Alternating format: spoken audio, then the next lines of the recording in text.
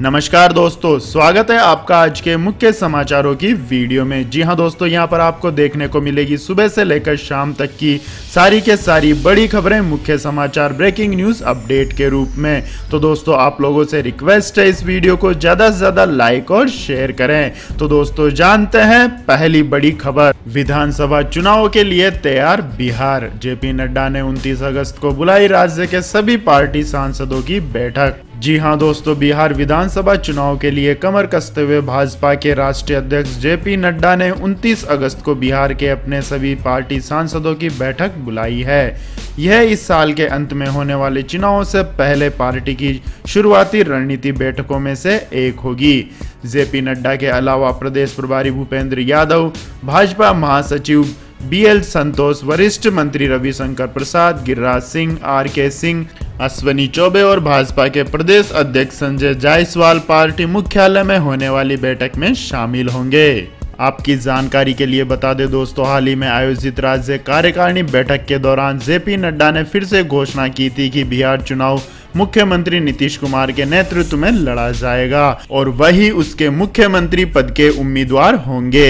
इसके बाद दोस्तों, जानते हैं अगली बड़ी खबर। गंगा मैया की सौगंध खाने वाले वरुण गांधी बोले, मैं न फायर ब्रांड और न ही दक्षिणपंथी।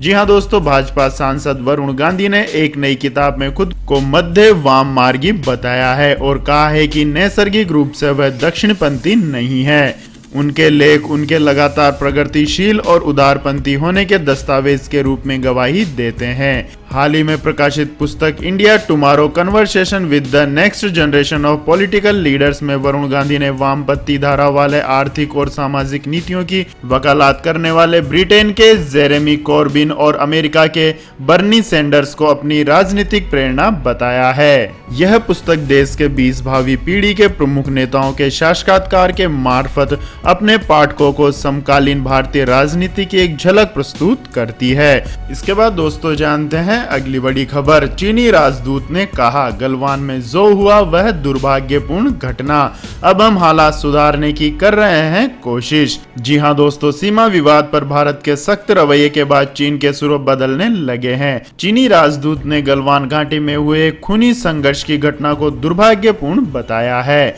उन्होंने कहा है कि यह इतिहास के लिहाज से एक छोटा पल था। कुछ ही समय पहले गलवान में एक दुर्भाग्यपूर्ण घटना घटित हुई जिसे न तो चीन देखना चाहेगा और न ही भारत। अब हम हालात को सुधारने की कोशिश कर रहे हैं। गलवान घाटी में भारत चीन के बीच 15 जून को इस झड़प में भारत के 20 जवान शहीद हो गए थे। चीन के भी करीब 35 सैनिक मारे गए थे, लेकिन उसने कभी माना नहीं। इसके बाद दोस्तों, रुक करते हैं अगली बड़ी खबर का। फाइटर जेट तेजस बनाने वाली सरकारी कंपनी HAL में हिस्सा बेचेगी सरकार। जी हां दोस्तों, HAL यानी हिंदुस्तान एरोनॉटिक्स लिमिटेड में सरकार अपनी हिस्सेदारी बेचने जा रही है। सूत्रों से मिली जानकारी के अनुसार सरकार OFS यानी ऑफर फॉर सेल के जरिए 10% तक हिस्सा बेचेगी। इसके लिए OFS के लिए फ्लोर प्राइस 1001 रुपए प्रति शेयर तय किया गया है। नॉन रिटेल इन्वेस्टर्स के लिए OFS गुरुवार को खुल जाएगा। आपको बता दें कि HACL नवरत्न कंपनी है। HACL को जून 2007 में नवरत्न कंपनी का दर्जा मिला था। उत्पादन के मूल्यों के लिहाज से यह रक्षा क्षेत्र की सबसे बड़ी सरकारी कंपनी है। यह कई तरह के उत्पाद बनाती है। इसके अलावा यह उत्पाद की डिजाइन, मरम्मत, मेंटेनेंस आदि का भी काम करती है। इसके उत्पादों की सूची में वायुयान, हेलीकॉप्टर्स, एवियनिक्स एसेसरीज और एरोस्पेस स्ट्रक्चर शामिल है। इसके बाद दोस्तों, जानते हैं अगली बड़ी खबर। महाराष्ट्र सरकार ने ट्रांसपोर्टर्स को दी बड़ी राहत, माफ किया 700 करोड़ रुपए का रोड टैक्स। जी हां दोस्तों, इस महामारी से तबाह हुई ट्रांसपोर्ट सेक्टर को महाराष्ट्र सरकार ने बड़ी राहत दी है। मुख्यमंत्री उद्धव ठाकरे ने महामारी और लॉकडाउन के चलते 5 महीनों के दौरान बुरी तरह प्रभावित ट्रांसपोर्ट सेक्टर को वित्तीय राहत देने का फैसला किया है। राज्य सरकार 1 अप्रैल से महाराष्ट्र में सभी ट्रांसपोर्टरों और वाणिज्यिक वाहन मालिकों द्वारा दिए जाने वाले एनुअल रोड टैक्स को 6 महीने के लिए माफ करेगी। महाराष्ट्र सरकार के इस फैसले से राज्य में पंजीकृत 11.41 लाख से अधिक वाहनों को लाभ होने की संभावना है। इसमें टूरिस्ट टैक्सी, प्राइवेट सर्विस और पैसेंजर व्हीकल, स्कूल और लग्जरी बसें, गुड्स व्हीकल और उत्खनन करने वाले शामिल हैं। इसके बाद दोस्तों जानते हैं अगली बड़ी खबर। समर्थन जुटाने की कोशिश में जुटा चीन पड़ा अलग थलग, विदेश मंत्री को यूरोप यात्रा पर भेजा। जी हां दोस्तों, इस महामारी के चलते चीन अलग थलग पड़ गया है। भारत और अमेरिका सहित दुनिया के तमाम देश उसके खिलाफ खड़े हैं। ऐसे में समर्थन जुटाने और आर्थिक मोर्चों पर होने वाले नुकसान को कम करने के लिए चीन फिर भाई भाई वाली रणनीति पर लौट आया है। इसी के तहत बीजिंग ने अपने विदेश मंत्री को यूरोप यात्रा पर भेजा है। इसके बाद दोस्तों जानते हैं अगली बड़ी खबर। लेकिन दोस्तों अगली खबर जानने से पहले आप लोगों से गुजारिश है कि अगर इस वीडियो में दिखाई गई खबरें आपको पसंद आई हो तो इस वीडियो को लाइक करें, कमेंट करें और हमारे चैनल को सब्सक्राइब करें। तो दोस्तों जानते हैं अगली बड़ी खबर। 10,000 रुपए तक सस्ती हो जाएगी बाइक अगर टू व्हीलर पर घटा जीएसटी। जी हां दोस्तों, मंगलवार को वित्त मंत्री निर्मला सीतारमण ने टू व्हीलर बनाने वाली कंपनियों को राहत देने के संकेत दिए हैं। आज होने वाली जीएसटी काउंसिल की 41वीं बैठक में ऑटो इंडस्ट्री की इस डिमांड पर वित्त मंत्री गौर कर सकती है। इस खबर के बाद बजाज ऑटो के मैनेजिंग डायरेक्टर राजीव बजाज ने एक खास इंटरव्यू में बताया है कि अगर सरकार टू व्हीलर पर जीएसटी घटाती है तो इससे इंडस्ट्री को बड़ा फायदा होगा। उन्होंने कहा कि इस संकट के माहौल में सरकार को इंसेंटिव देना चाहिए ताकि कंपनियों की हालत बेहतर हो सके। मौजूदा समय में ऑटो सेक्टर पर फिलहाल 28% की दर से जीएसटी वसूला जाता है। राजीव बजाज ने बताया कि अगर जीएसटी 28% से घटाकर 18% किया जाता है तो बाइक की कीमत 8 से 10,000 रुपए तक सस्ती हो सकती है। इसके बाद दोस्तों जानते हैं अगली बड़ी खबर। महाराष्ट्र में घर खरीदना हुआ सस्ता, सरकार ने कम की स्टाम्प ड्यूटी। जी हां दोस्तों, महाराष्ट्र के मंत्रिमंडल की बैठक में आज कई बड़े फैसले लिए गए। राज्य सरकार ने सबसे बड़ी राहत घर, दुकान या प्लाट खरीदने वालों को दी है। सरकार ने स्टाम्प ड्यूटी में कटौती करने का ऐलान किया है। राज्य मंत्रिमंडल ने स्टाम्प ड्यूटी को 31 दिसंबर तक 3% कर दिया है। नए फैसले के बाद दिसंबर तक स्टाम्प ड्यूटी 2% रहेगी और अगले साल जनवरी से मार्च तक यह 3% रहेगी। मौजूदा समय में स्टाम्प ड्यूटी 5% है। सरकार के इस फैसले से महाराष्ट्र में अब घर खरीदना सस्ता हो जाएगा। इस फैसले के बाद महाराष्ट्र में घर खरीदने वालों को अब स्टाम्प ड्यूटी 5% की बजाय 2% देनी पड़ेगी। इसके बाद दोस्तों जानते हैं अगली बड़ी खबर। अरब सागर में और कमजोर होगा पाकिस्तान, जर्मनी के इनकार के बाद बढ़ा इस बर्बादी का खतरा। जी हां दोस्तों, दुनिया जानती है कि पाकिस्तान अपनी सरजमी पर आतंकियों को सुरक्षित शरण देने के लिए बदनाम है। फाइनेंशियल एक्शन टास्क फोर्स की चेतावनी को अनसुना करके पुराने ढर्रे पर चलना उसे एक बार फिर महंगा पड़ गया है। दरअसल जर्मनी ने पाकिस्तान को उसकी पनडुब्बियों के आधुनिकीकरण में मदद देने से साफ इनकार कर दिया है। जर्मन चांसलर एंजेला मार्केल की अध्यक्षता वाली फेडरल सिक्योरिटी काउंसिल ने तय किया है कि जर्मनी पाकिस्तान की पनडुब्बियों के लिए एयर इंडिपेंडेंट प्रोपल्सन सिस्टम नहीं देगा। इसके बाद दोस्तों जानते हैं अगली बड़ी खबर। आरएसएस के मुखपत्र के निशाने पर फिल्म अभिनेता आमिर खान, लिखा ड्रैगन का प्यारा खान। जी हां दोस्तों, भाजपा विरोधी अपने विवादित बयानों से आलोचना का शिकार अभिनेता आमिर खान फिर निशाने पर हैं। तुर्की के राष्ट्रपति की पत्नी से मुलाकात और चीन का प्रचार करने के मुद्दों पर अब राष्ट्रीय स्वयंसेवक संघ के मुखपत्र ने उन्हें राष्ट्र विरोधी करार दिया है। आरएसएस के मुखपत्र पांचजन्य में ड्रैगन का प्यारा खान शीर्षक के लेख में आमिर खान पर कई सवाल दागे गए हैं।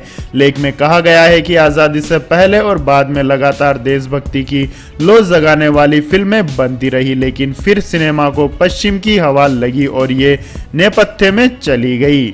अब फिर से पिछले 5-6 वर्षों से देशभक्ति की फिल्मों का उभार आया है, लेकिन दूसरी तरफ ऐसे अभिनेता और फिल्मकार हैं जिन्हें अपने देश में दुश्मनी पालने वाले चीन और तुर्की जैसे देश ज्यादा पसंद है। इसके बाद दोस्तों जानते हैं अगली बड़ी खबर। चीन और पाकिस्तान के बांधों के निर्माण के खिलाफ पीओके के मुजफ्फराबाद शहर में जोरदार विरोध प्रदर्शन जारी। जी हां दोस्तों, नीलम झेलम नदी पर चीनी फर्मों द्वारा बनाए जाने वाले मेगा बांधों का विरोध करने के लिए पाकिस्तान के कब्जे वाले कश्मीर के मुजफ्फराबाद शहर में बड़े पैमाने पर विरोध प्रदर्शन और मसाल रैली निकाली गई।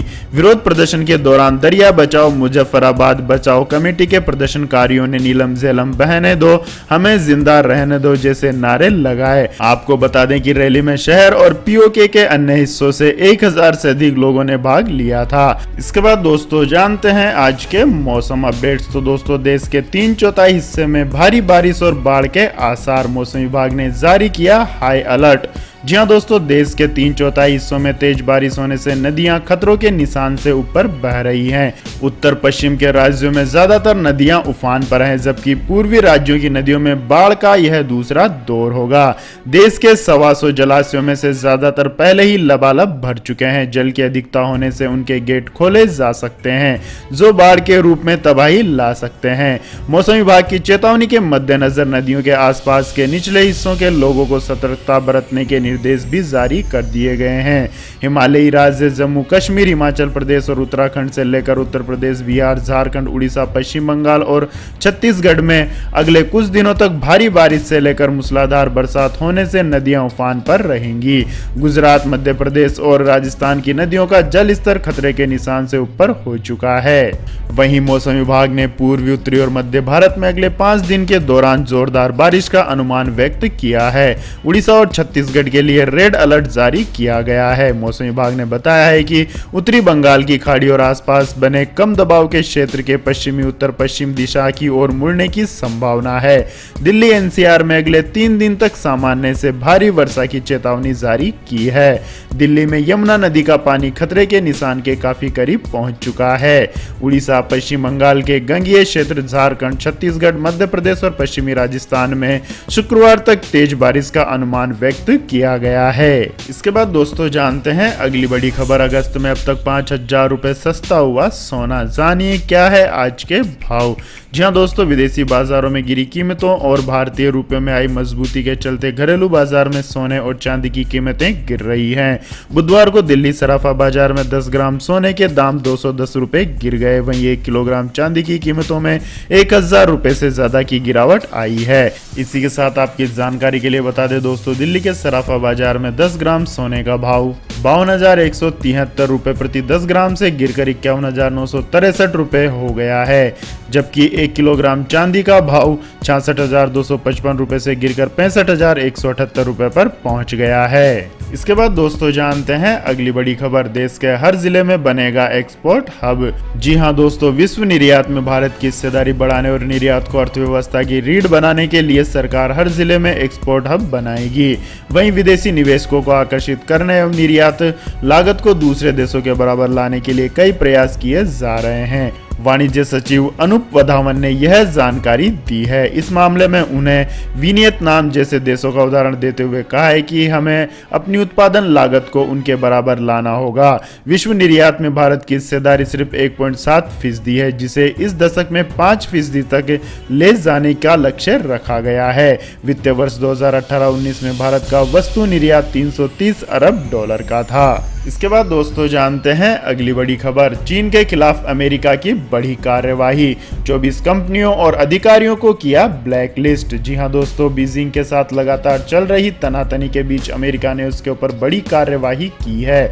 अमेरिका ने उन 24 चीनी कंपनियों और उनसे जुड़े अधिकारियों पर बुधवार को प्रतिबंध लगाया है जो विवादित दक्षिणी चीन सागर में कृत्रिम द्वीपों के निर्माण में शामिल रहे हैं। अमेरिका के विदेश मंत्री माइक पोम्पियो ने एक बयान में कहा है कि साल 2013 से पीपुल्स रिपब्लिक ऑफ चाइना अपने देश के स्वामित्व वाले उद्यमों का उपयोग विवादित दक्षिणी चीन सागर में 3000 एकड़ से अधिक क्षेत्र में बनी चीजों को गिराने और उस पर अपना दावा करने के लिए किया है, जो इस क्षेत्र को अस्थिर कर रहा है, पड़ोसियों के संप्रभुता के अधिकार को रोंद रहा है और उनकी पर्यावरणीय तबाही का कारण बन रहा है। इसके बाद दोस्तों जानते हैं अगली बड़ी खबर। हाई कोर्ट ने केंद्र से पूछा वेब सीरीज को लेकर क्या है प्रावधान और कौन करता है नियंत्रण। जी हां दोस्तों, अश्लील वेब सीरीज के जरिए हिंदू देवी देवताओं और भारतीय सेना के अपमान को लेकर प्रोड्यूसर और डायरेक्टर एकता कपूर की गिरफ्तारी पर रोक जारी रहेगी।